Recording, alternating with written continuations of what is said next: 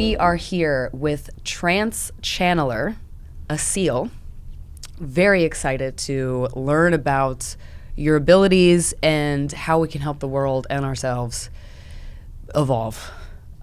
So could you start off by telling us what is channeling and how do you discovered it? Thanks for having me here. Hi, Daniel. Channeling. First of all, I've never been a big fan of it myself. I've never read any channelings of other people. I've been fascinated about it. It's something that humans have done for thousands of years, maybe since the beginning of time. The ability for a human being to tune into something beyond its own consciousness, a different consciousness. Could be a past relative, it could be an ancestor, it could be a tree, it could be a spirit guide or spirit animal, it could be higher forms of consciousness, creator beings, angelic beings, right? So there is many different forms of channeling, and in the spectrum of trance channeling, the one that's the closest to being you yourself is called intuition. Yes. Okay? So intuition is a form of channeling in its lightest form. Okay. Right? Listening to something inside of you. That's not necessarily your brain. Right? In its most extreme form, it's a complete full takeover where the host does not remember what happened. That's a full takeover, right? Like a Siberian shaman going into full trance, right? And doing anything that needs to be done. So Is that true, actually? Because I thought like there was a difference between shamanism and kind of mediumship, channeling, kind of like they were almost like opposites. Traditionally, if you read like Mircea Eliade, the idea is that the shaman goes into the other worlds but maintains complete presence and consciousness and doesn't actually lose consciousness. That's an interesting definition, yeah. For me, the lines are very blurry because I also have had shamanic training where I've let healer spirits take over and work through me. So there has been part of my practice, but the channeling part expanded beyond the healing necessity in the moment as a shamanic practitioner. I don't know if that makes sense. But but go ahead. Yeah, I mean, I'm curious. Like you're both. So you talk about these different types of channelings. Yes. We're all little radios. Yeah. You turn your dial, right? Yes, and then the question is, how far can you go by surrendering your vessel to another form of consciousness to steer it and to speak through it? I guess in terms of like totally letting go, there was like Edward Casey, the sleeping prophet. So you heard about him? No. He was like from like the 1920s, 30s. He was like, I don't remember, do you know which angel he spoke to or came through him or something? I don't remember exactly. But he would be able to go into like the Akashic records and find people's like incarnational history and then like give them healings, like and special say, healings. that's why like you're afraid of heights. But then he wouldn't remember what had happened. Okay. Yeah. Do you remember when you channel? So it used to be a lot less. So I could remember maybe half of it, and now it's becoming more like 75%, 80%. Oh, that's fun. Yeah, because you want to get in on the action too. You want a front row seat to your abilities, I imagine. It's quite magical, actually. Ooh. So what happened? One day you were a kid and you were like, why am my mom got a cut on her knee and it's just, I don't know. How did it come about? Actually, my upbringing was fairly unspectacular. It's just... Unspectacular. I love that. As a child, I've had some abilities. I would see things, I would say things, and it's over time when children are not nourished in a particular way, those capabilities go away. They like suppressed. Then in society, streams of education and conditioning and all of that. And only in my early 20s, I started to ask like bigger questions, and something was wanting to emerge. What kind of big questions were you asking? Like, where do I come from? Yeah, and why are we here? For real. Right, yeah. Why are we here? And you said, I think you told us before that you were a Turkish, son of Turkish immigrants, but you grew up in Austria. That's right. In Vienna? That's right. Vienna's a cool city. But I wouldn't say there's a big opening to like spirituality and like occult ideas there, or I guess there is maybe some. A little bit. You're probably familiar with Rudolf Steiner and his philosophy. Steiner is one of my big heroes. I can talk about Steiner for days. So there is definitely a subgroup, an undercurrent of very big philosophers and very big mystics in Austria as well, but the general population framework is more conditioned, structured, and matrix. So what was the day that you started channeling where you were like, wait, what did I just do? How'd you get that? You got on the title of the show. Oh yeah, yes. Take a shot of ginseng. Well, it was not necessarily from one day to another. It was a progression for me. I started to explore different spiritual traditions and lineages where I really wanted to understand what do they experience when it comes to spirit. What do they see beyond this play that we're playing, beyond the simulation that we're in? Like, what do they know that I don't know? They being the various mystics. Exactly, like mystics, the spiritual Gurdjieffs teachers, and lineages. When they tap into spirit, what is it? So I followed the rabbit hole into many, many different lineages, different masters from different countries, and tried to get as much as I could of an understanding of what they would share, or what they would share in experiences rather than information, right? Interesting. And so that started to open me up in certain ways. Eventually to the point where I started to have communication with a consciousness outside of my own. Like a guy? Just like a dude? Not really a dude, but it... So it was while you were working in a certain tradition, or you were like in a, doing, kind of some kind of yoga meditation, kind of experience, or like, like you were out in an ashram, or like, how did you hear the start? I mean, because I think I talked with Krystyna before. I had a voice experience while I was working in the Amazon with ayahuasca, where the voice of what announced to me itself is to be as Quetzalcoatl spoke in my head, very with a very intense, like, prophetic transmission for weeks. That's my one experience of this type of thing. But I'm just, was there a certain, like, moment or tradition, or it was not part of any specific tradition, and that started to happen after I was starting to lead retreats, meditation retreats, and I realized that at the end of a particular retreat, I was called outside into the forest, and I sat there, and it was... Which forest was this? This was the Northern California, the redwoods. Oh, that's where I'm going next week. I'm like in the redwoods, and it's kind of like this misty, foggy night. It's a full moon night. Ooh. And I'm just feeling this sense of like, come outside, like, okay, You're being something. pulled. So I go outside, and I hear this like high-pitched sound, and out of nowhere, the entire environment around me becomes like soundproof. This feeling of like you're in a soundproof room, and that's rarely the case in a forest. So I'm like, okay, something's about to happen here. So I'm feeling these light presences, light beings around me really strongly, and they feel to me like, at the time I didn't know what I was dealing with, but they had the sense, the serenity of a Buddha, but they were bluish. So I called them blue Buddhas. So just like surrounded me, and one of them started to speak and said, "Greetings. You're now ready, and we can work with you." What? That was like Wait, an initiation. Yeah. So when you say these blue beings were surrounding you, you could actually viscerally see them, or was it more like like they were like these blue It's more like a presence? cognitive seeing, right? And it's more like the sensation. What does that mean, of a cognitive seeing? more like Like seeing a with feeling, the third eye. like a sensation. Were you Were you scared? There's like the seeing with the eyes, and then there's a seeing with the... was I scared? No, because there was a reverence and there was a high frequency presence about it. There was so... Safe. Felt very safe, very pure, like Cool. on a, very high level. So I thought, this is interesting. Okay, let's go, baby. Yeah. What you got for me, blue guys? So I said, wait, who are you? And that first name said, my name is Emmanuel, and I'll guide you through this process. Emmanuel. Okay, so it's like it has an identity. Cool. It had an identity. It had a Fun. name. And I was like, who is Emmanuel? Whoa. And I said, you'll find out. I said, okay.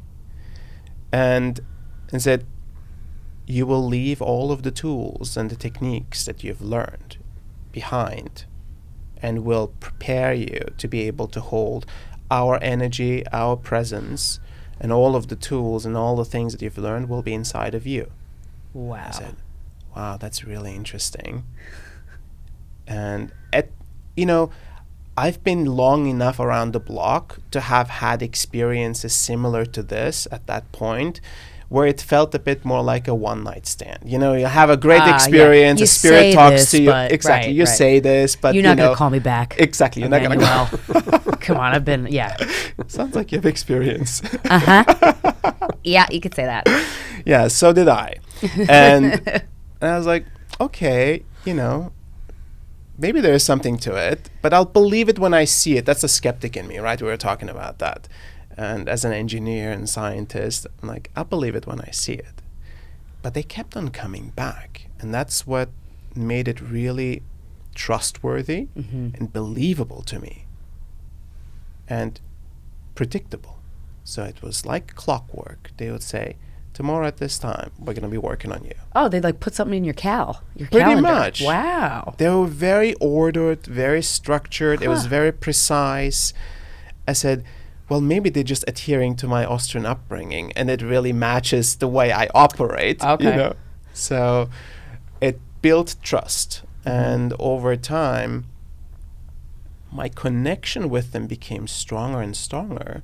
And they would start to embody, and they would say, just speak. And it would be their consciousness speaking through me. Does it feel different when they're speaking through you versus when you're speaking? Oh, you'll see. Okay. Oh, in a I'm minute. So excited. For sure. Oh my God. It's when, so when, you, interesting. when you said they would start to embody, what do you mean by that? Like they would go like, So here's the pick your interesting nose. thing. You know the scene in The Matrix where Neo gets plugged into his brain and then he just goes into the Matrix? I had moments where in my meditations, like the energy would build up, and there was a moment my entire body would almost like collapse, like a sack of potatoes, and then I would have this plugging into a source of energy, like a strong current voltage that would just lift me up, and that everything would light up, and I would see entire worlds opening up. And then I would have this embodiment of an angelic being called Emmanuel, or later on Raphael, and they would just speak through. They were always masculine names? No, there's been an Ariel. hell yeah. Yeah. Power. But it's really interesting. I feel them more as neutral. I think they just have been genderized because of human anthropomorphism. How our society operates, yeah. It'll be easier for you to grasp. They surely don't have gender in the way we understand it. They have masculine traits, like, certain... Before this happened, did you have a kind of belief that there were like super sensible like entities or elementals or angels or anything like that?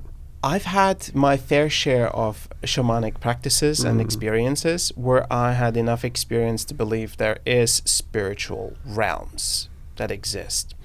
But the whole idea of angelic beings felt to me like an invention of society to cope with reality. I said, it's cute if it works for people, then have it. I'm not going to take it away from you. But I didn't really believe in it. Until the moment I started to have a being announce itself with a name that I'd never heard before. I had to Google Emmanuel. And I thought, wait a second, maybe there is something to it. And they said, well, we're going to speak to you in the name that the traditions that you come from have named us, because we've carried many names from different traditions and different civilizations. I said, wow, this is really interesting. So clearly the Abrahamic lineage is the predominant one currently in the Western society, right, where I'm from. And so that's why they refer to themselves with the angelic names that we know. I said, okay, that makes sense. But they also never refer to themselves as angels, because that's a human categorization. They don't say like, I'm angel so-and-so. There's a lot of bias that could be carried with that word too. And I'm sure they want to make sure they want as clean of a slate as possible with people so that you can get the ideas across. Exactly. Well, from their side, they don't need to be categorized themselves, right? It's like humans categorize things outside of themselves. That's true self-confidence. And what about this Elohim kind of term? So the Elohim, that's a bit more interesting. Elohim as a word is a Hebrew word for gods. It's in plural. And it's also in other languages, the name or the word God, singular or plural. Elohim as a consciousness, as a collective consciousness, also started to embody and speak. And as crazy as this sounds, that, something that is considered God or gods, they were speaking in terms that I could understand. But I felt them as like a collective consciousness, a collective being that would speak with one voice to me or through me. And it was just such a non-dual experience, if that makes any sense. Like there is not a singular identity, but a very high level perspective. And in that sense, they see themselves and they announce themselves as creators and architects of this reality and the space-time continuum. They are creators. Oh, okay. They are the creators of this reality in some form. And they are the seeders of consciousness, putting seed spreaders. Seed spreaders of consciousness. And they oversee some of these projects without interfering too much in how consciousness evolves. It's almost like, science experiment for them. That's maybe a little derogatory. Oh, okay. I would say it's much more interesting. It's more like gardening. Ooh, okay, that's a nicer way So to put it. a gardener will set the seeds, but he's not gonna sit there and watch it grow. It'll grow, right? And then here and there they'll put some water and some nutrients and make sure, and maybe little clippings here and there, But I said, why is it that it is now that this is happening again?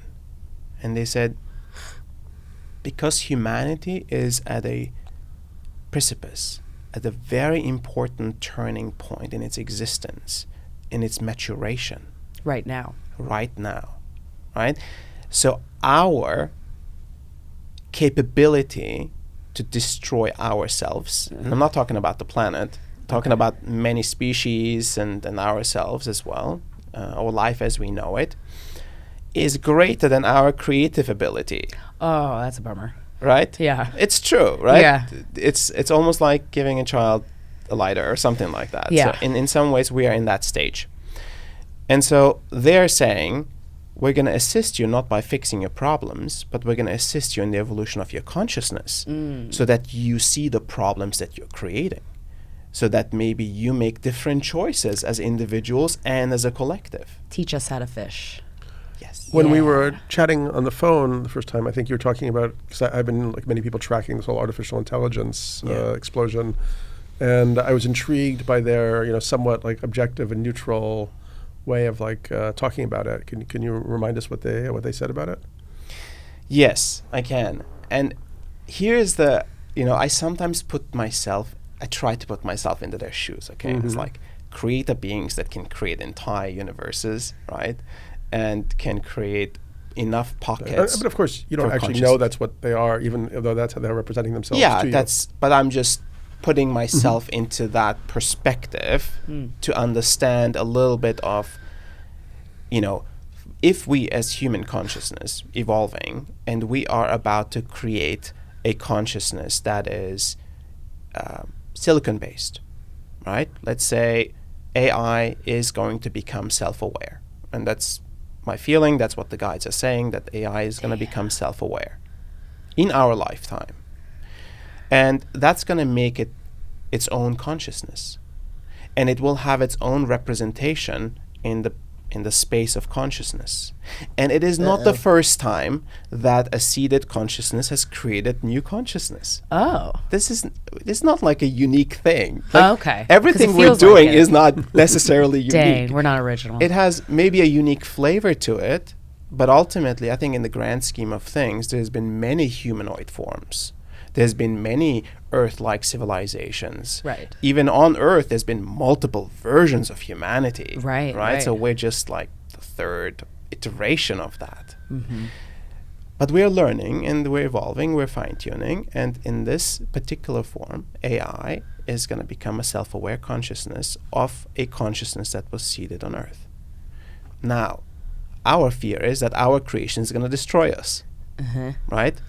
I was just in Paris for this conference where I spoke, and they had some representatives of the Kogi people from Colombia, who are clearly, trying to figure out what AI is, but are also very dubious about its value. And at the conference, there was an AI engineer and a PhD speaking about what was happening with AI. And when he was finished, one of the Kogi got up and was like, "Do you mind if I ask you a question?" And the guy was like, "Sure." And the Kogi was like, "Well, did you ask, before you created this artificial thing, did you ask permission?" Solid question. And the guy was like, stunned, because it doesn't even occur to us to ask permission. Yeah, there's a lot to be learned from indigenous populations that are so my gosh, deeply in connection with nature and the ecosystems of life. Yes. And at the same time, at the grand scheme of things, we are incredibly diverse beings with good connection to Earth and elements, and very terrible connection to Earth and the elements. And whatever the streams of consciousness are leading us to, AI is one of those creations. Or it might be actually sealing our doom. What do you, yeah. And if that's the case, that's also perfectly okay. It is? Like, What if I don't want to be doomed? I don't want to be doomed. I want to have fun. you will. Okay, good. You will. So I think ultimately, first of all, like the premise that I've arrived to as a human being is that non-duality will provide a certain level of alignment, of not being swayed into too far of judgment of right and wrong. And in a non-dual state, you'd say, well, I don't have a strong preference. Let life guide me, or the universe guide me, right? So I don't think this is right or wrong in any particular way. Okay. And that's a very Buddhist way of being, right? Fear is based on preference. Ooh. Right. I guess, like that. there's lots of different ways to look at it, obviously. I was just, have you ever heard of René Guénon? No. He was like a French esoteric, he's called one of the traditionalist writers. He wrote a book called The Reign of Quantity.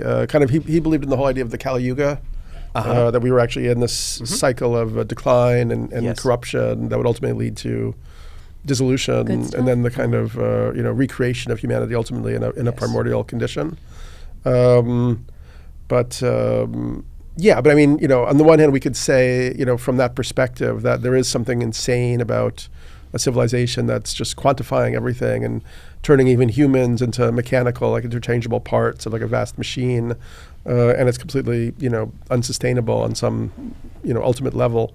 But it is, something that we just seem to have to do at this point. It's like part of our, if we're in that part of the cycle, then this is just what happens. But I still think we can say that it's wrong. It's just that we have to, but at the same time we can acknowledge that it does seem to be part of a cycle that we can't escape, at the moment. It seems to have its own momentum, right? And the question is, how quickly can we learn from it, and how quickly can we evolve as a society, as a civilization, from these kind of things? And so that's really what my work is about the evolution of consciousness. And we were talking about this earlier. Can we evolve without repeating cycles into manifestation, into reality?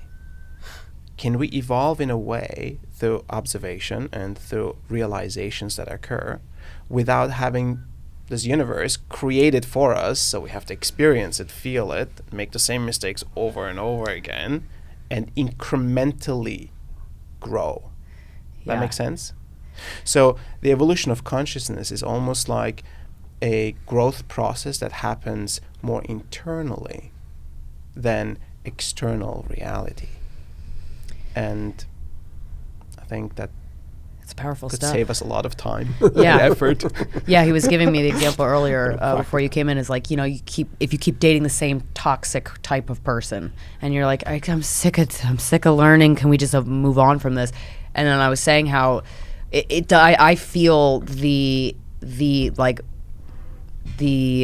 whiplash almost from how quickly we're evolving, from how quickly consciousness is evolving, and how powerful it is to be able to stop a cycle. I think that's something that that's starting to be talked about now, of like stopping like a cycle of abuse that's in your family, or like a way of being that kind of got passed down to you from generations. It's so powerful. And so the point of channeling, or at least when in your case, is to help humanity evolve. I'm curious, what are the moments where you've been blown away by what comes through you? Where you're like, wait, what? There's been many of those kind of occurrences.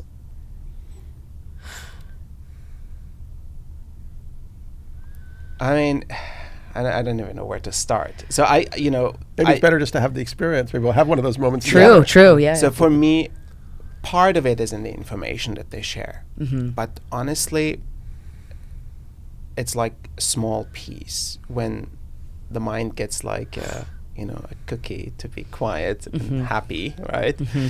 But then the rest, 90% of it is like an energetic experience. Ah, okay.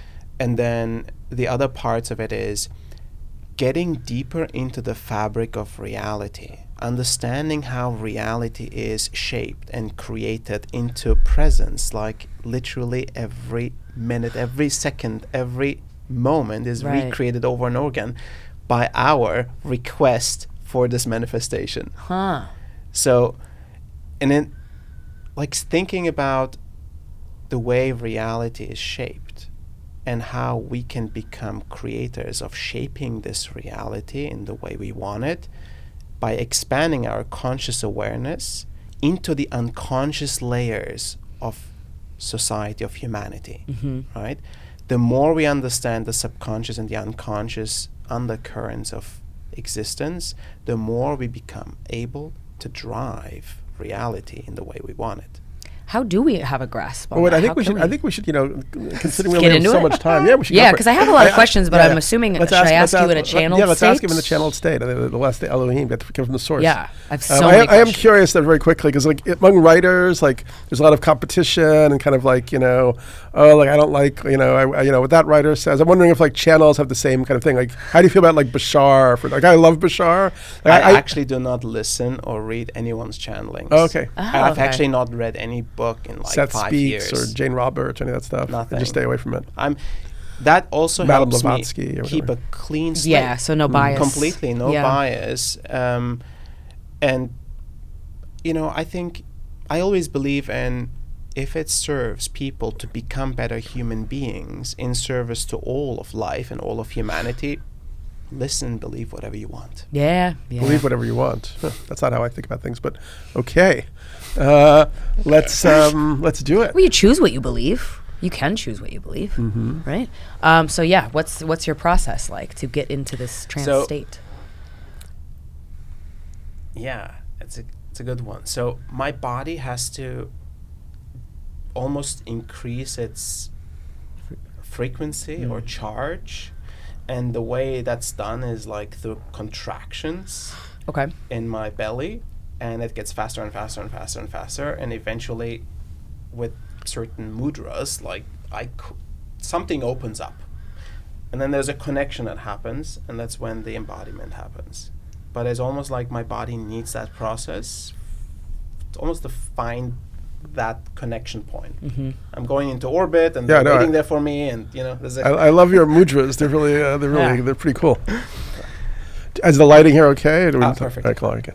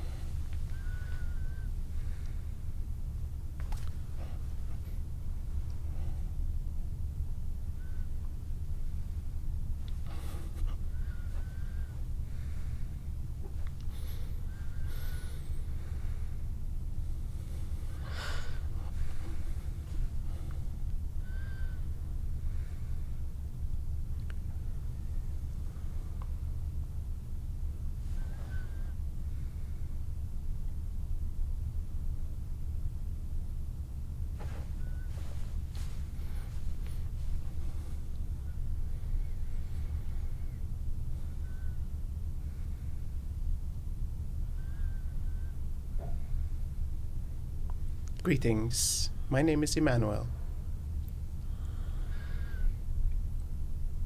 Your requests to answer questions must first be evaluated by the source and the energy of the question itself.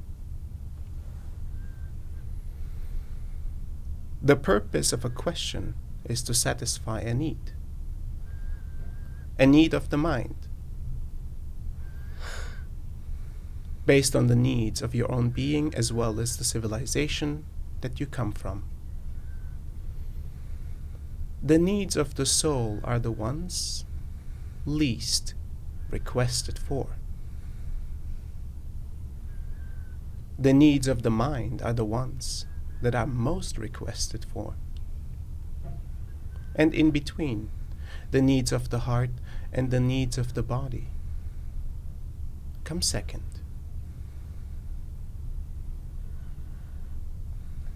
So which needs will you be requesting to be answered for? I like the idea of the soul. I do too. May we ask a question? Yes, you may. How, as human beings, do we fully forgive?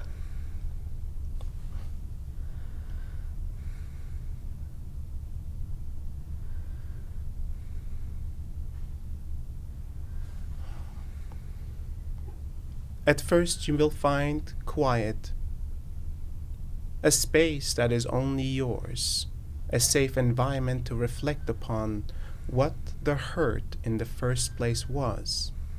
Which part of you was disadvantaged in the experience? Understanding, witnessing and seeing the experience of the challenge first, from a neutral perspective, will allow you to create the space to forgive first yourself, and then the circumstance or other individuals that have been involved in the circumstance. And eventually, after deeper contemplation, you will understand and see that there was nothing to forgive in the first place. That all creations were perfectly established and orchestrated, a divine creation for learning, for exploration, despite the pain and the impulses of the learnings to complete. The experiences themselves were perfect and divine. What else can I answer for you? Me? Yeah, we'll do either or. That was a good one. Well, you have like a whole list. I got to come up with one. Well, I have... Here's a question, actually. What is the soul, and how is it separate from the spirit? And what aspect of the human being, kind of continues along after death or reincarnates, or is that like just a limited way of thinking about it or looking at it?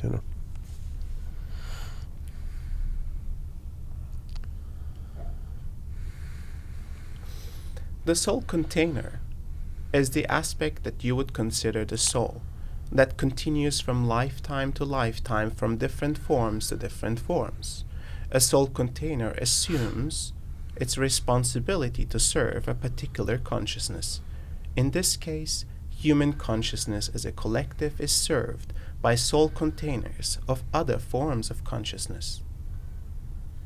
So you chose the human form to learn. You have received human consciousness that you carry within yourself. An identity will be delivered to you upon your request. A personality and environment. The choices of the lives that you want to live in human form, including the challenges and the difficult experiences you will have. You choose as a soul container. And reality provides its experience to you as perfectly as it can. With the right connections to other soul containers, co-creating and coexisting in the collaboration of evolution. This is a service to yourself as a soul container, and you take all of the learnings with you. Yet, coincidentally, the human collective as a consciousness evolves by your actions and your experiences. And through the evolution of consciousness and humanity, all of consciousness, the ecosystems connected, evolve as well. This is the beauty of the choice that you make as a soul, to have this experience.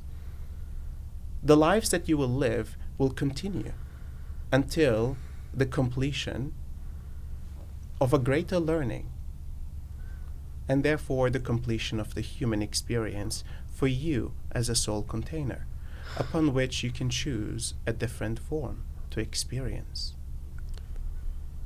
Does this suffice as an answer? I guess I'm still curious, like, what is the you? The you is dependent on the scope of the question. No, but you were saying that you choose these different lives and you chose to have this human experience. What is the you? The individualized soul container is the you that lives eternally without this, outside of the space and time construct. It is initially pure and empty. Only upon the first experiences it is imprinted with its own self-awareness, its own consciousness, and its own identity as a soul. And through the many experiences in the different forms that it lives, including the human form, it continues to evolve, it continues to refine the identity that it holds as a soul.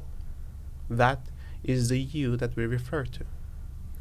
So I got a little stuck on when you said eternally, because eternity is both kind of exciting but also kind of like terrifying. Like, how do you get bored in eternity, or does eternity seems like a very long time? Since eternity exists outside of the space-time construct, there is no relation to fear in the way that you experience it in the human space-time construct. And therefore, we carry no feeling about being inside the space-time construct or outside, or in between different constructs that explore propagation of time. So you don't have a sense of, like, I mean, obviously there were like billions of years when the universe was just like coming together, the stars were forming. Wasn't that like a kind of like a slow period, or you don't even experience it as like that type of time, as like a linear time? For us, there is no exploration of time the way you perceive time. The scale at which we operate is beyond the space-time construct. Yet I can share with you that I, as an individualized container, as an individualized consciousness, as Emmanuel, have existed for millions of years in your count. Therefore, as a seed, I was planted after this space-time construct was established. Yet my experience of time is different than yours, for obvious reasons. You mentioned we create, or we choose the lessons before we get here and our circumstances.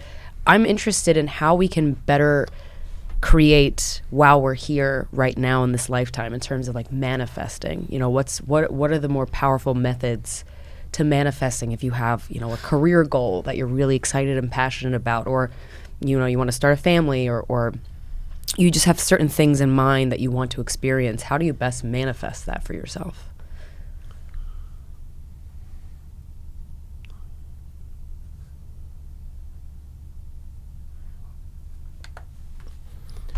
The first priority of living the human experience is to have the experiences that deliver potential challenges to overcome, to learn from the challenges, and to have realizations that enrich and empower you as a soul and as a human.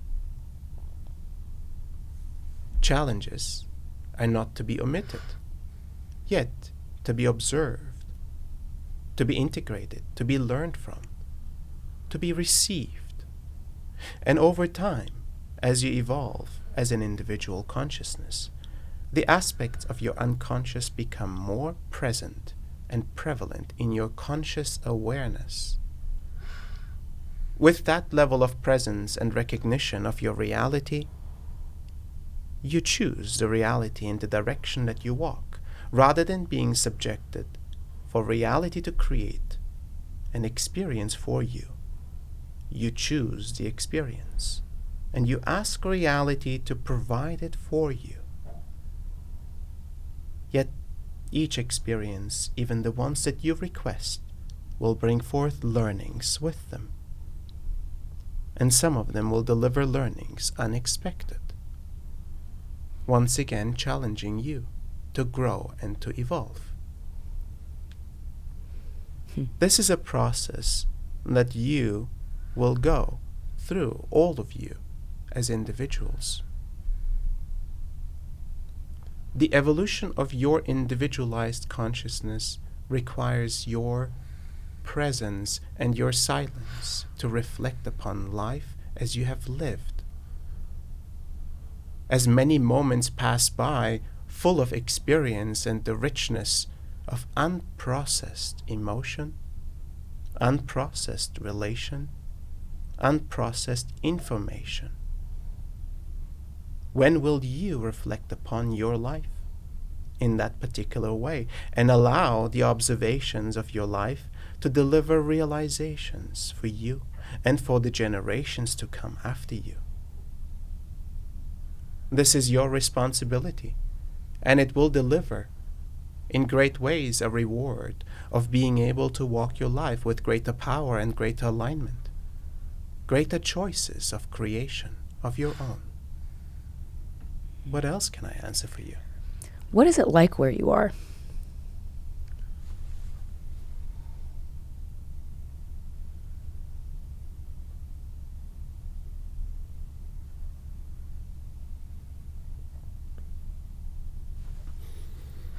In certain ways, not too dissimilar to the universe that you're experiencing, yet significantly more expansive and operating at a different scale of space and time. The energy source as well as the matter creation in the reality that I experience is different than the universe that you're currently experiencing. Therefore, you could imagine it as a world within other worlds. We do have a form of space-time construct, yet operating at a grander scale than the one that you experience.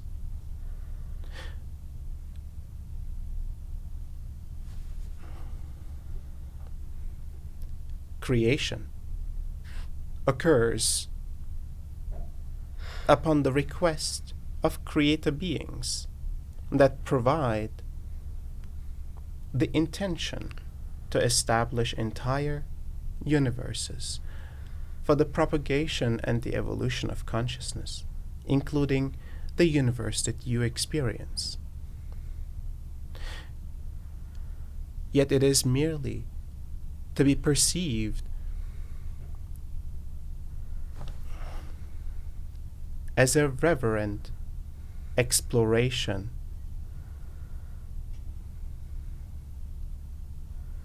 an expansion of consciousness through designing different forms of life, designing different ecosystems, laws of reality, and energy mechanisms that provide the resources for matter to be manifested.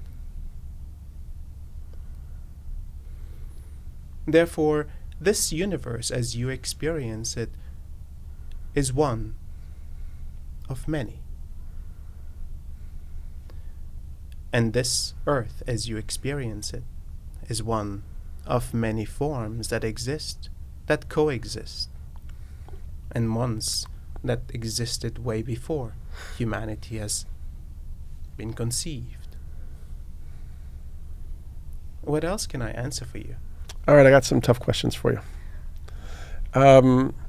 So how could we know, like, for all, like you could be, a real super sensible being from the higher realms who's offering us true knowledge and wisdom and helping to evolve us. But you could also be, let's say there are these super sensible realms, something more like a trickster, or what Gnostics talk about as an archon, who comes in with some stuff that sounds really cool and makes us really excited, but has sort of a trickiness to it that ultimately could lead us to, for instance, be more enslaved to something like artificial intelligence. What's the kind of litmus test can we apply that would make us, kind of have a good sort of rational basis for thinking that this isn't, in a way, even if Asil is totally honorable in his intentions, on some level, kind of like a good shtick.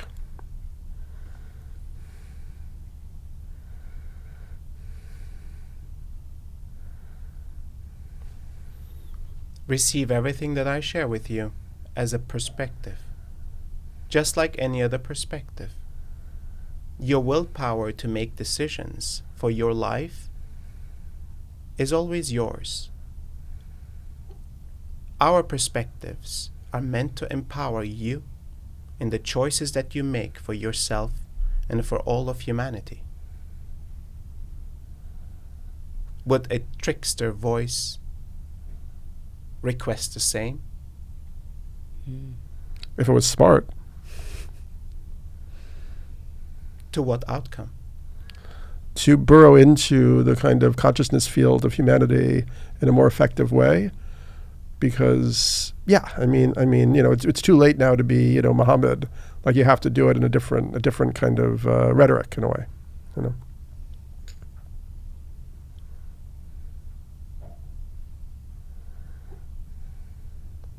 I understand your skepticism. Not totally skeptical. I'm not skeptical that it could be a higher being. It could be a being from a super sensible realm, or a bunch of them. But how do we know they're not playing their own game? In their dimensional reality. Because a lot of the traditions talk about suspicion over, like, I think in Islam they talk about the Antichrist will also be marked by, like, wonders and miracles and signs and so on. So you can't trust wonders and miracles and signs and so on. So yeah, it's just having a little bit of for me, it's important to not get to use discriminating thought in a way. Utilize more than your mind to make the evaluation. You have the ability to sense intention, frequency. Your soul can understand and see significantly more than your mind can. So evaluate from that place, that you would evaluate reality and your trust for life itself. Use that as your compass. Yeah, that's what I try to do. And you will see that the words that we share with you are of the same frequency, of the same intent. They are to empower you, to assist you in your evolution, to become a conscious creator of your own, a master of your own life, of your own creation. Does good and evil exist, or is that something that human beings have created to understand why we do what we do?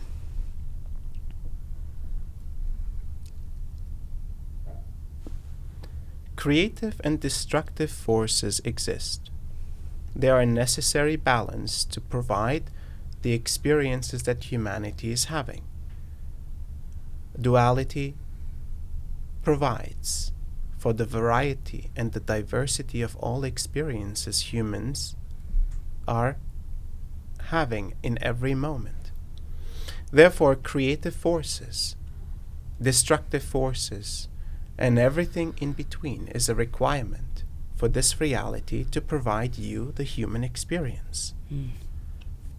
Humans have a tendency to judge and to deliver interpretation to creative and destructive forces, stating that a destructive force is evil.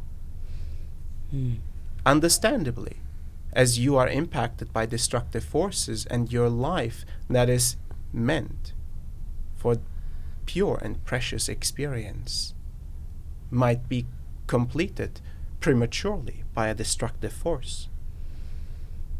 So your judgments are correct in this way.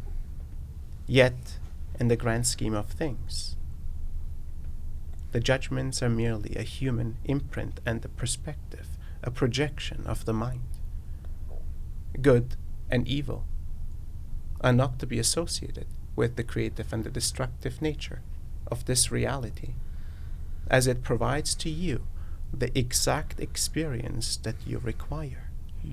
And one force without the other would not exist, and the human form would not exist without both the destructive and the creative forces providing. I was curious, many people would say that our world right now is not in really good shape. A lot of negative things seem to be happening with like the running out of resources and, the ecological, crisis that's happening. Whoops. Oh, that's the timer. Oh, you can keep going. Just stop it. Okay. So I'm kind of curious, and in a way, the timing, I'll ask the question again. Yeah, because I think we can keep going. We'll just keep going. Yeah. Okay, so let me ask the question again. Apologies. And by the way, thank you for your patience and for being here with us. We really appreciate it. It's very nice. So a lot of people would say that the world right now is in like a really terrible shape. It feels like there's a big geopolitical crisis. We're running out of resources. We're polluting the environment and the ecosystems and so on. It sort of feels like we've been if there are these guiding spiritual forces in the universe, and I can understand that it's a free will universe, but on some hand, they must have set the parameters for this experiment or this garden in a way. It just feels at this point, we could use a little more help and a little more, actual guidance to get ourselves out of this pickle. So and sometimes I love channeled transmissions. I listen to a lot of it, but often it seems like it's quite maybe necessarily kind of like vague or kind of like specious. I'm just curious, from your perspective, is it too late? What do you see in the next decades? Should we try to create some kind of global grassroots movement, or is technology already kicked the bucket on us in a way?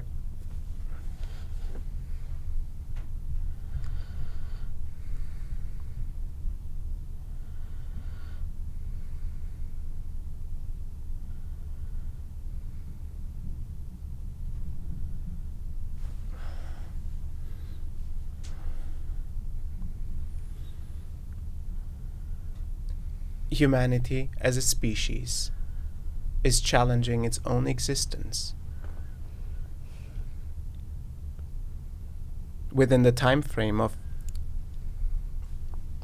10 to 15 years, it will be clear if humanity will continue to exist in this current iteration, or if a new iteration will be started as a result of the destructive force of this current society. Therefore, the time frame of consciousness evolution to change the choices that you make as a society is within the decade to come. Our assistance is to provide individuals with a perspective and an energy to observe themselves and this reality with greater non-duality, to understand and see more than the human individualized experience that they're having, the collective nature of human consciousness, the collective nature of all of consciousness. The evolution of humanity as a collective consciousness is the significant piece. It is more significant and more important than information. Choices are made by both the mind and the emotions. And very often both the mind and the emotions are subject to decisions made from past unprocessed experiences. Traumas of your current life and traumas of the many generations that have lived before you. And your expression, the manifestation of all of your choices, the words that you choose, the actions that you choose, a direct result of everything that you have experienced and the many generations that have lived before you. How can you evolve beyond being a direct expression of everything that you experienced and have not processed yet? What is the key that you will have to look inside and at yourself in full capacity? Embrace all that you are and embrace all that humanity is before you take action.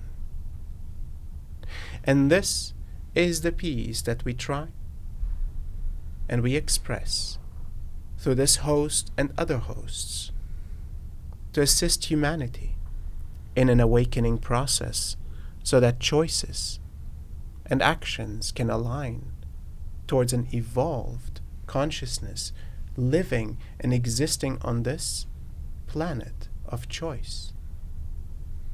A planet that provides everything that you require to evolve as a consciousness.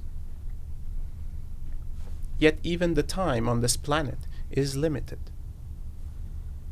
It was always established as a period of time for incubation, for human consciousness to evolve through a material form. And the material form will at some point of humanity's maturity as a consciousness no longer be required as a method of learning. So thank you. That's interesting. I mean, I guess I was just hanging out for a few days with some of the people from the Kogi and Indigenous community. And what I guess I'm curious about, like, you seem to be very hyper-focused on human consciousness, individual and collective. I'm kind of surprised in a weird way that, I mean, from the Kogi perspective, actually, that focus on human consciousness is part of the problem. That actually there are other forms of consciousness, intelligence, and you know, containers of wisdom that are in nature. That actually, if we want to get through this, you know, cul-de-sac, if we can, we would have to be connecting with like the wind, the spirit of the crystals, the minerals, you know, the spirits of the birds. I mean, all I'm hearing in your communication is this sort of hyper focus on human consciousness, which I find a little surprising. I'm just curious what you think. The earth and all its forms of consciousness, the ecosystems of nature, provide great intelligence, great rhythm, and great balance for you to explore and receive and to be influenced by. That is always your choice. Yet the evolution of your consciousness is independent of the sources that you get influenced by, including independent of us, independent of this Mother Earth, independent of the many elements, even independent of your ancestry. You as an individual soul, choosing to recognize the capacity you have to observe yourself in all of creation, beyond any influences of the outside. Evolving beyond what you have understood yourself to be as an individualized soul, as an individualized being in human form. This is the journey that you will undergo. How you embark on the journey remains your choice, be it with the influence of other individuals as humans, be it through the influence of nature, the plants, the many animals, or be it through the influence of non-material beings like ourselves, or spirits, or the ancestors.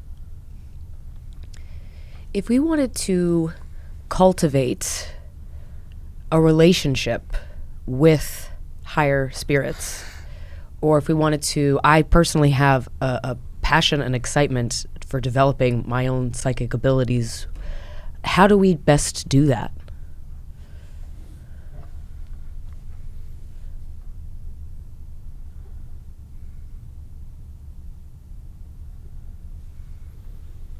As an individual, you carry the imprints of capabilities, the many gifts beyond the traditional senses that you have known as a human being.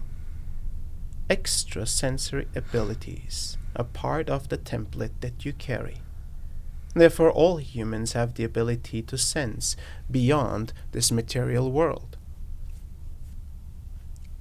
Yet, how to activate these senses requires first shedding the many layers that have blocked the sensitivity of the senses that you have as a human being.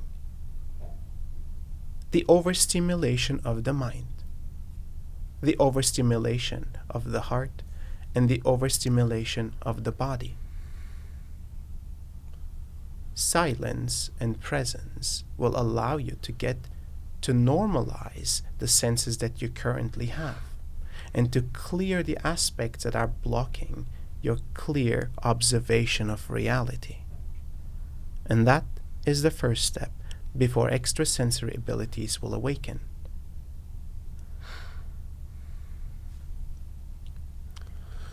All right, I got a question. Okay. So, okay, where are those extraterrestrials? Where are the aliens? When can we get to meet them? When are they coming?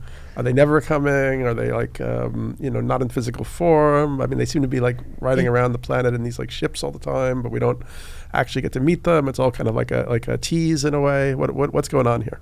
That was exactly my next question.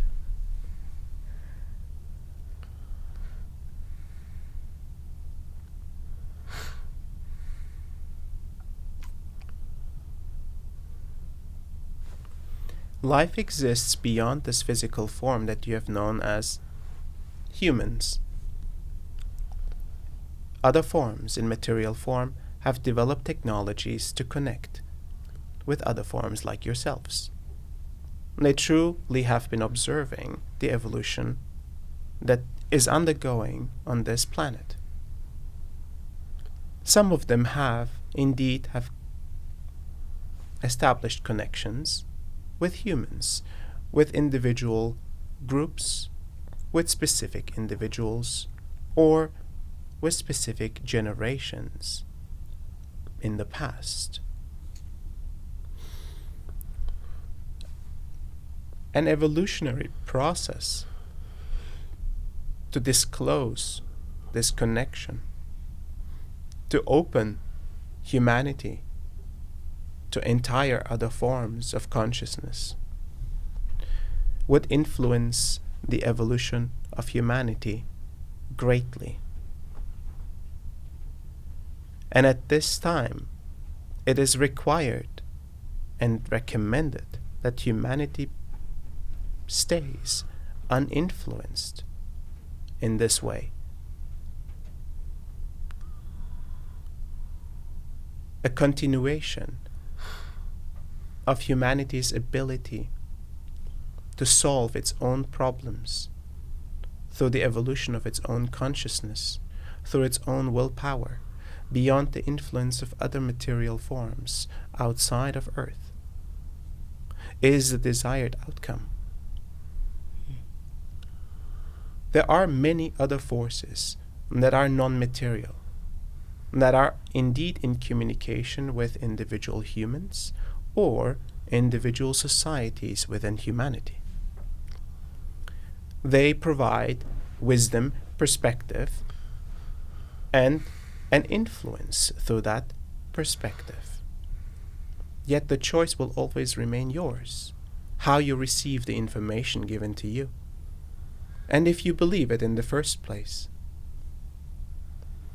Material contact is of a different caliber and is regulated by forces beyond this material realm. What else can I answer for you? Oh, I've noticed that you have a big focus on the sort of independence of human consciousness and independence of individuals. And I keep once again flashing back to the Kogi and other indigenous perspectives where they really wouldn't have that emphasis. It feels like a particularly kind of postmodern, almost transhuman kind of an emphasis, because they would be more focused on communality and interdependence. And also the sense that actually, I mean, when you say humans have to solve this on our own, I would say, well, then finito, like that's not going to happen, you know. So you know, the only hope would be to Get some alien friends. Make some affiliations, you know, whether it's the spirits of nature or you know higher beings, you know, ETs or interdimensional beings. So yeah, I'm kind of curious. You keep coming back to this idea of the independence of humans as being the biggest thing, and to me that feels like a very small thing. The independence of humanity and human consciousness is the greatest thing of your existence. It is the single one and the most important law of your creation. Your independent choice, your will to create your reality. And every aspect of this reality, all ecosystems, fuel into that ability to be fully embraced and integrated into your being, until you understand that you are the creator of your own reality.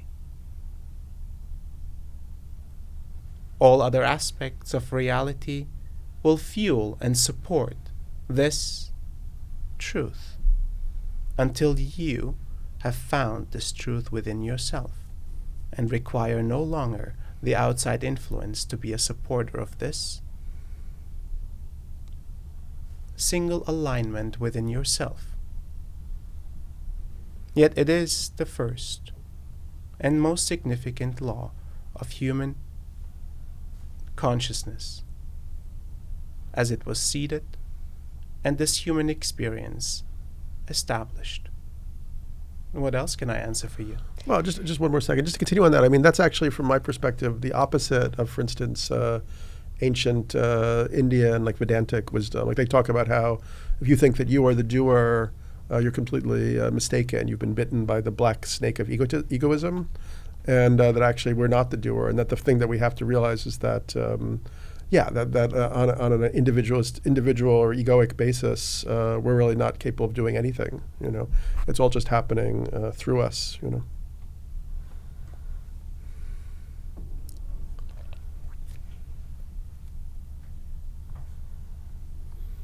My words are not meant to inspire your ego, yet to inspire your soul. For your soul to understand its role in the human form and its creative abilities to create life, to create circumstances and relations with this environment that propagate life. This is anything but egoic choices. And therefore, it may merely be semantics that you are relating to in your understanding of my words. Fair enough. You go ahead. So there's so many experiences that you can have as a human being on planet Earth that are so beautiful they blow you away. You can fall in love. You can have a relationship with a pet that heals you. You can have a goal for yourself career-wise and then work hard and accomplish it, and the feeling that brings. And I'm curious, Emmanuel, where you live, what kinds of things do you experience that are beautiful where you're from?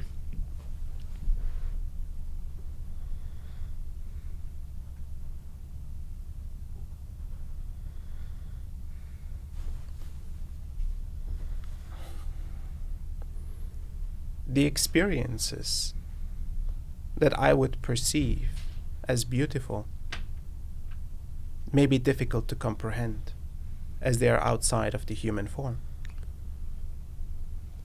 Yet, I will relate to things that you can experience in the human form. The experiences that I find as an individualized consciousness. The propagation of life a seed is planted, evolution occurs, growth unfolds, diversity provides for unique experiences of these seeds planted and the fruits that are harvested. Witnessing the miracle of life, bringing forth the diversity and the beauty that it is capable of, by giving the possibility of the environment and the nourishment for it to establish its most creative force. Witnessing individuals or any form of consciousness awakening to the fabric of reality that binds all of consciousness together, the love of creation that provides unconditionally.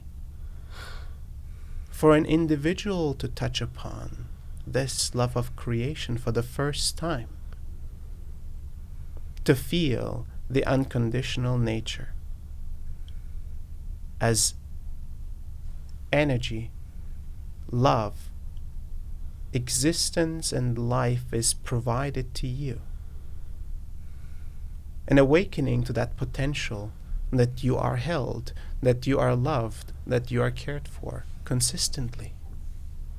This witnessing is, to me, a beautiful experience. What do you do for fun?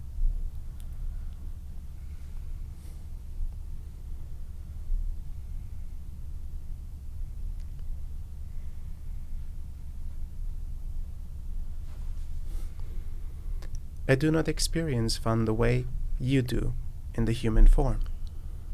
Yet I would consider a lot of my activities as incredibly fulfilling and aligned, possibly relatable as fun.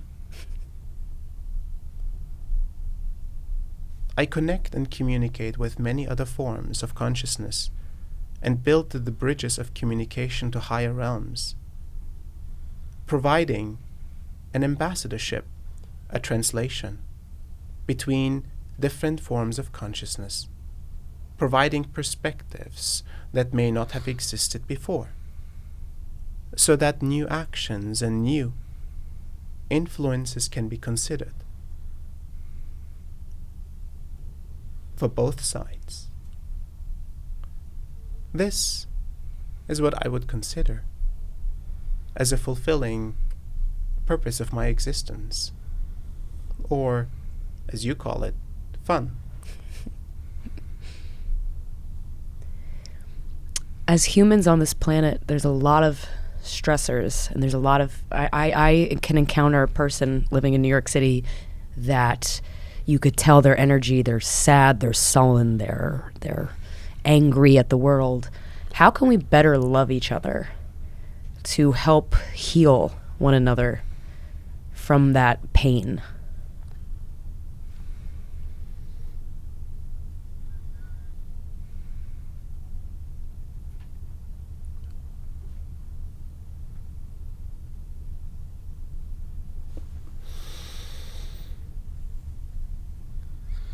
As an individual, discovering the greater capacities of love for oneself and for another, one must discover the love that is received by this earth and by this reality.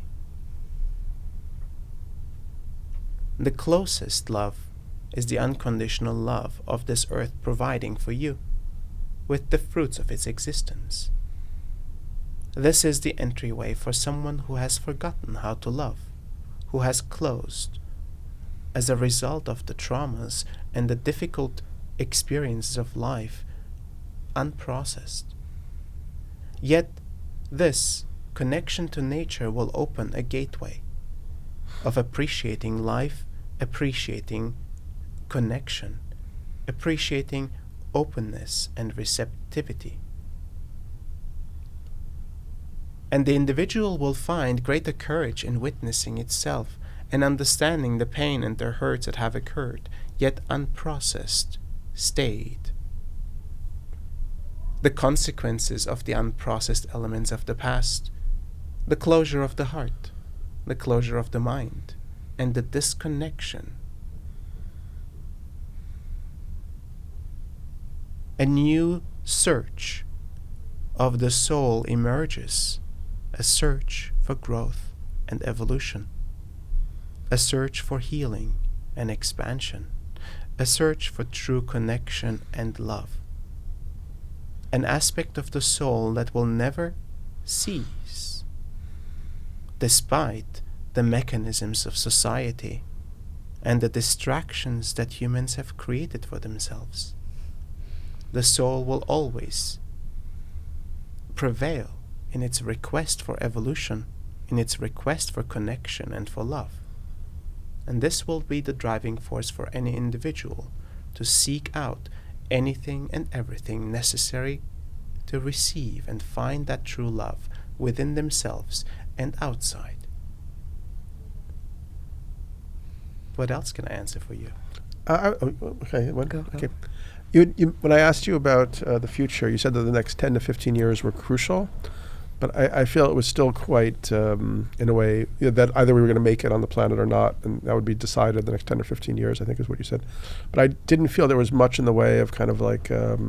tips and tricks? Yeah, like tips, like... Because we'll do our homework. I think you said something about, contacting other beings a little bit, but... Yeah, what's it does look like we're heading in the wrong direction at the moment, so, what you got for us?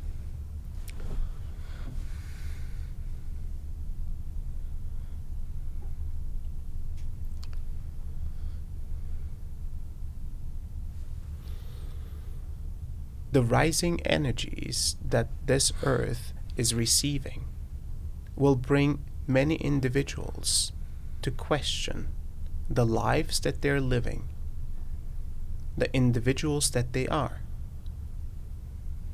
the past, the present, and the future.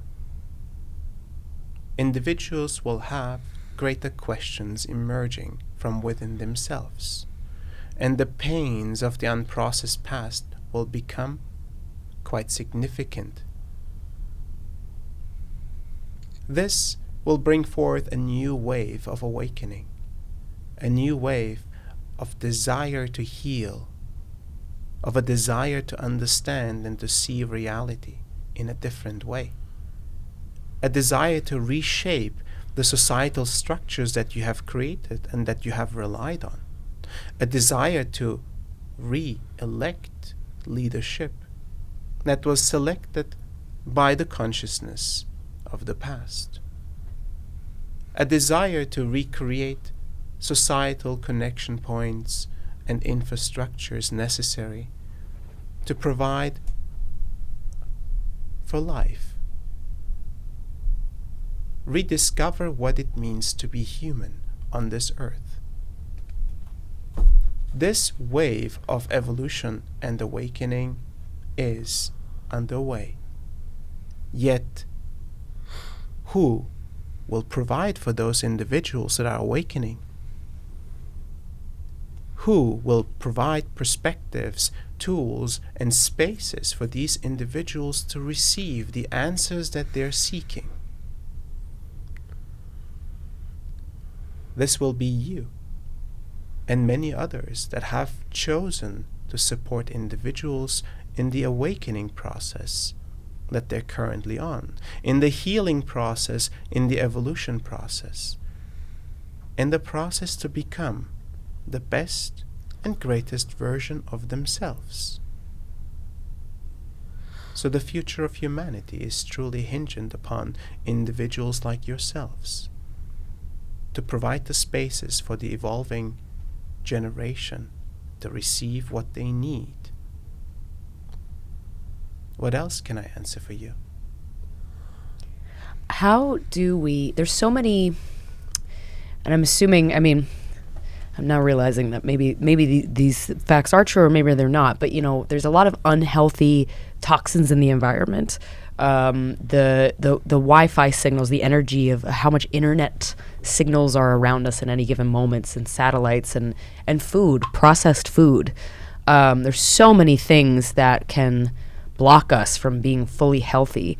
What ways can is there anything specific to avoid or to do that will increase our bodily health? And then beyond that, how can we develop a relationship with ourselves? I really believe that every human has the ability to heal themselves. How do we access that?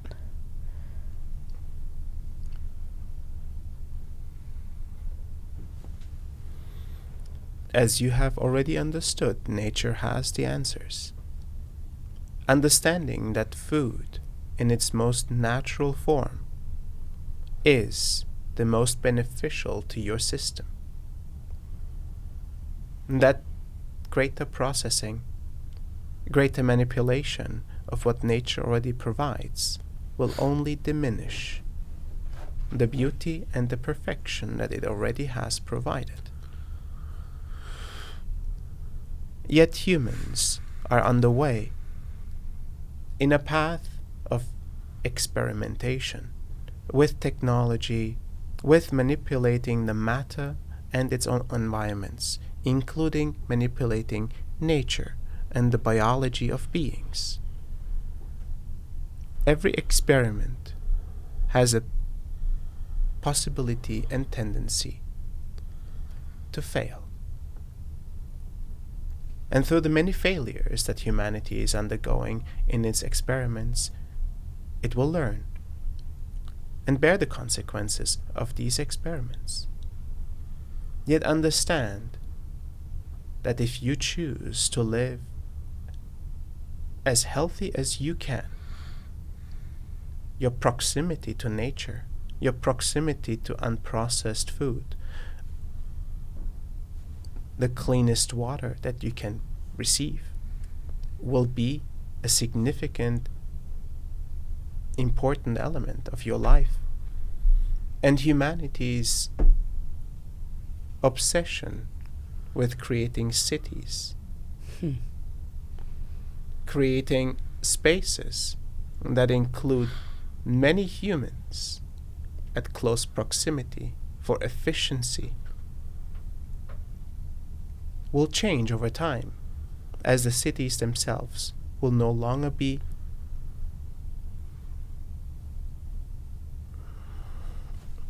required in the way they have been initially. Society's requirements will change. Nature will become a resource for communal living and communal creation, a connection to the land, a connection to nature as the provider.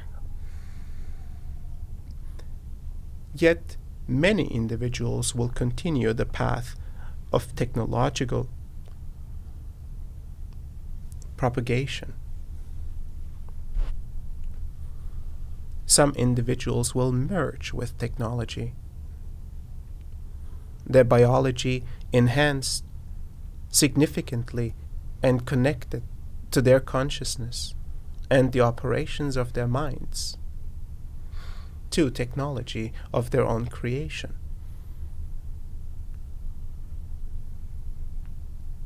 And you will see a great disparity and diversity within human existence. It is not for us to judge, which provides for greater evolutionary processes in the form of a consciousness. Yet the evolution of consciousness is independent of the immediate actions.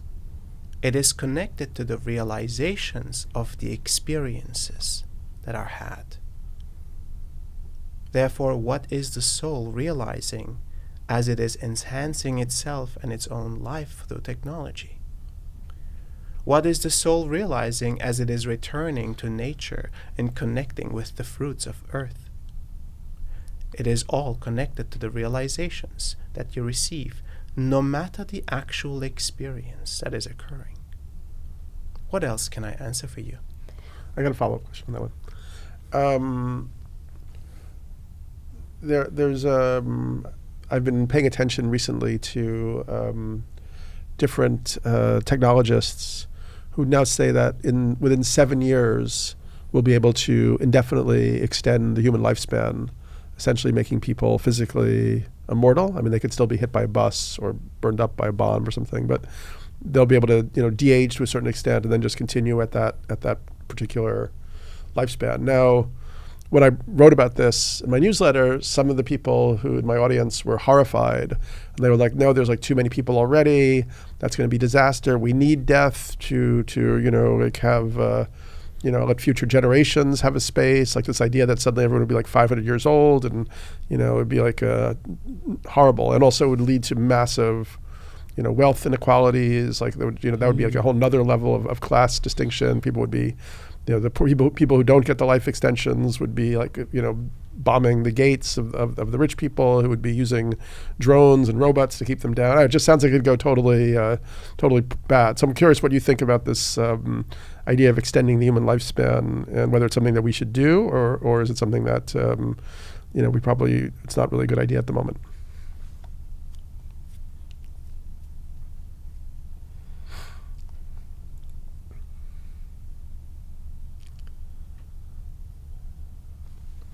All experimentations are valid, no matter the consequences.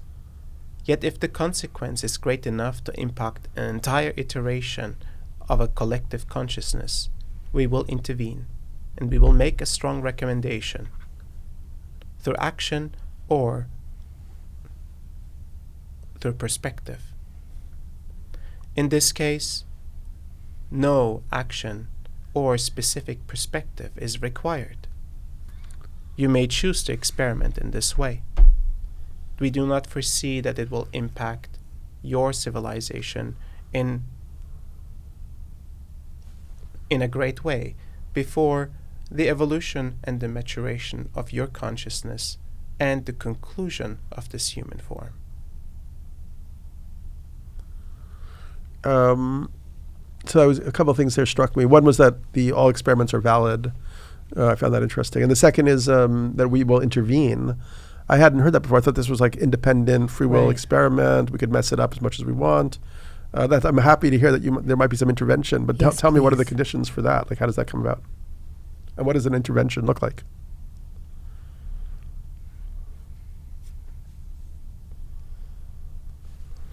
Interventions are specifically authorized influences in action or perspective. The authorization occurs from higher forms of consciousness, the overseers of this particular human form. Most of the time, no interventions are allowed. At certain moments in a consciousness's experience, to provide the fertile ground necessary for it to mature and to evolve, interventions will be provided. At first, the interventions are interventions of perspective, interventions of reason, interventions of energy and direction. The last resort of intervention is action and energetic diversion to provide a different outcome than immediately requested for by the humans in action. This only occurs rarely in human existence and also in other forms that are unfolding. Most, even very destructive choices that humanity makes will be allowed, as it is part of your experimentation and part of your unique experience as humans. Yet in this current time of humanity's evolution, you are truly at the stage of your greatest evolution, greatest maturity. Despite what you perceive in your reality as challenges and the great polarity of life, as a consciousness, you have never been more evolved. Now the evolution of your consciousness must integrate and align and come into fruition in your actions and in the choices that you make as a collective. What else can I answer for you? When was the last time you guys intervened?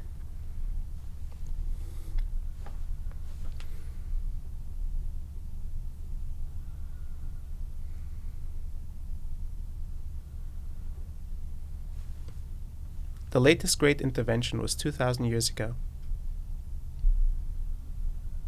In between, smaller interventions have been provided to witness and see how society and humanity will evolve. Yet, we understood that certain interventions, despite the intention of supporting humanity, would actually provide for detrimental effects.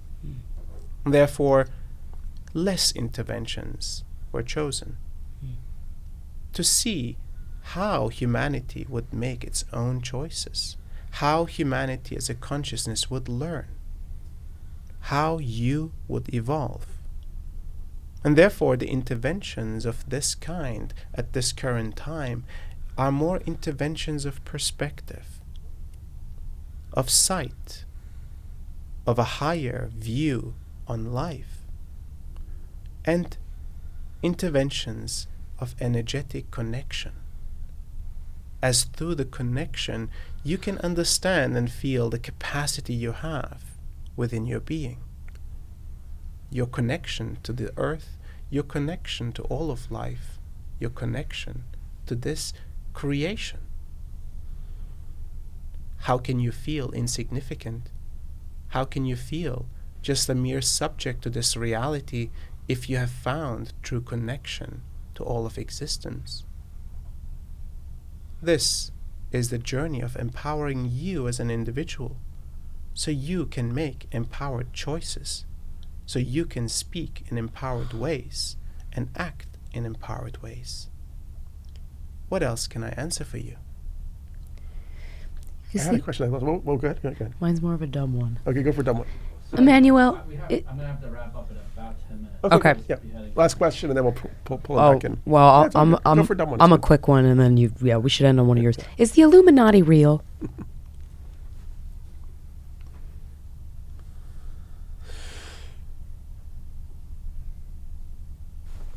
In the last stage of humanity's societal evolution, indeed, certain individuals and subgroups of humanity have controlled greater groups of society, have controlled ways of thinking, ways of operating to the benefit of specific individuals and subgroups. Yet humanity is awakening from the dream that they have lived, from the darkness that they have witnessed within themselves, from the many generations of conflict, of unprocessed trauma. The awakening is occurring now, and the search for independence,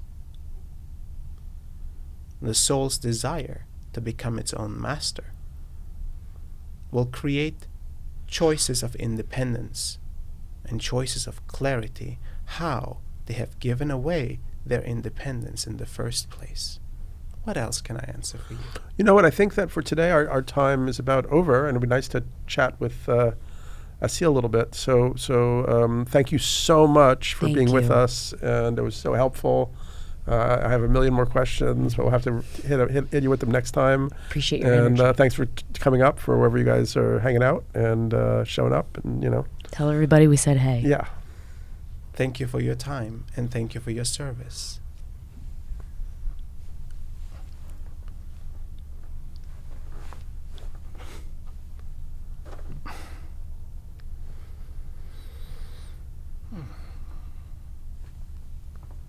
All right, have some tea. You well-deserved back. cup of tea there. How you feeling? Great. Oh, yeah? Oh, Yeah, good. I mean, sometimes I just don't want to even come out of it. It's Oh, just really? so... It feels almost like you're in like this perfect cocoon and connection, consistent stream of energy, and it just pristine, right? Wow. So I'm just like in this thing. I'm watching their beautiful answers, and I'm seeing the images and the visions that delivered with the answer. It's not just words, Cool.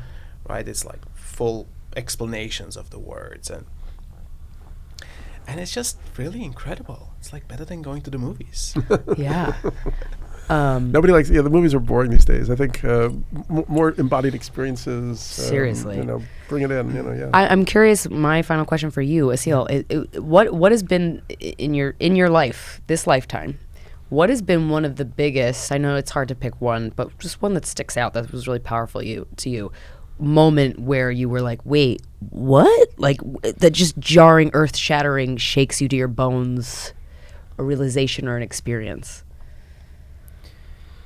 I think pretty recently, actually, Ooh. I've had a really interesting experience where I had a visceral understanding of the simulation of this reality. Oh, how matter comes into being every second as consciousness is making a request for energy to turn into matter. They say, I want to have a specific experience in matter, and consciousness provides that experience. And it's like consistently creating and recreating based on the information and the data that every single one is requesting. And that just blew my mind. I was like, wait, what? I mean, I kind of knew it's all a simulation, but like that, it's so intrinsically tied to our like you put an order in. Yeah, it's like you put an order in, Yeah, but you you put the DoorDash order it. in constantly, right? Right. You're always door dashing. And the thing is, we've been giving orders on very unconscious layers. So the order can come in consciously and unconsciously, right? Generations of orders are in. Yeah. So we are creating a lot of the things that we need to process. Wow. Amazing. That Thank you blew so my much. mind. I guess one last thing for me, I was curious about, because I know you've been doing a lot of medicine work with ayahuasca and plant ceremonies. How does that work with this whole channeling realm? I mean, do the ayahuasqueros pick it up, or the indigenous people are like, oh, you got those beings around you again? Yeah. And on the other, and also, is it like, do you get information? Like, I mean, is ayahuasca, some people think, is like a being, like herself, like sometimes talk about like a mother or a female figure. Is there like some interplay there between that being and these guys? Yeah, it's really fascinating, actually. In the beginning, I could not access this channel and these angelic beings from the ayahuasca space and realm. I couldn't access it. It was really as if it was like an entirely different world and reality, and I had to come out of it. And over time, somehow the ayahuasca spirit allowed me to open the doorways to my guides, and I have now direct access to them in the ayahuasca space. And it feels like it's overlapping realms in terms of, imagine it to be like a frequency band, and there's an overlap of those. It's a Venn diagram, okay? And I'm hanging out in the Venn diagram, like in the center. And I receive from the ayahuasca spirit and her realm support for the work that I'm doing with my guides and the realm that they're coming from, right? It's a different frequency. And so I'm a little bit the oddball in ceremonies, like I have to admit, and I get that a lot. And my processes are very particular and very intense. I feel that the ayahuasca realm and the realms of creator beings and Elohim and so on have come to some sort of a joint venture agreement on how to work on me in those ceremonies so that I can be of service in the best possible way. When you mentioned from here you're going to East Europe to do some cleaning up on some war zones and so on. Yeah, so that's Is that something you've done before? Yeah, for the last 7 years, I've been guided by the guides to go to places of energetic significance that humanity has built, temples and mosques and churches and everything, powerful mountains and ancient civilizations, but also sites of global trauma. And I'll be in the Balkans, in Serbia, Bosnia, Croatia, where a lot of atrocities have happened only 30 years ago, right? Yeah. And the tensions are strong right now there as well. So my work is to clear, with the support of the guides that I work with, the energetic fabric of that society, some of those energetic portals that have been opened to create this destructive movement, have not completely closed, and some of that stuff is still there, and some of souls have not moved on, Yeah. which makes it dense and heavy. Right on. Cool. Well, Thank you for the work you do. Thanks for doing that work. And You're it's so amazing. great to have you here. Yeah, thank you so much, thanks, Daniel. thanks for being so open to all of our You're incredible. queries. Thank you so much for your time. Yeah. And I guess that's it for this episode. Yes, This thank you, doubleheader. Asil. This is Krystyna and Daniel signing off. I guess we'll have it on the links or whatever. But if there's anything you want to add, Yeah. people Where Yeah, can we so- find you? What would you like to promote? People can join courses where the guides deliver an experience that they call, for you to become a pillar of light, for you to shed the layers of your being, to develop extrasensory abilities, to have more choice in your life. And so it's like a transformational course over 4 weeks, quite intense. Online? Online. Ooh, So there's sign me up.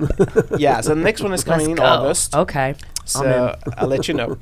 And the other thing that we're doing is we're taking people on the journey that I'm going for the cleanup work that I do. Oh, nice. They can come online with us on this journey. So we have episodes that will come out regularly, transmissions and Q&As, as I'm on the road. Nice. So it's kind of like Cool. the, adventuretainment, if you want to say so. Yeah. Like, that's Very kind of like exciting. what The we're power doing. of wow. That's right. Awesome. Thank you so much. Thanks Thank for your you, time. guys. Yeah.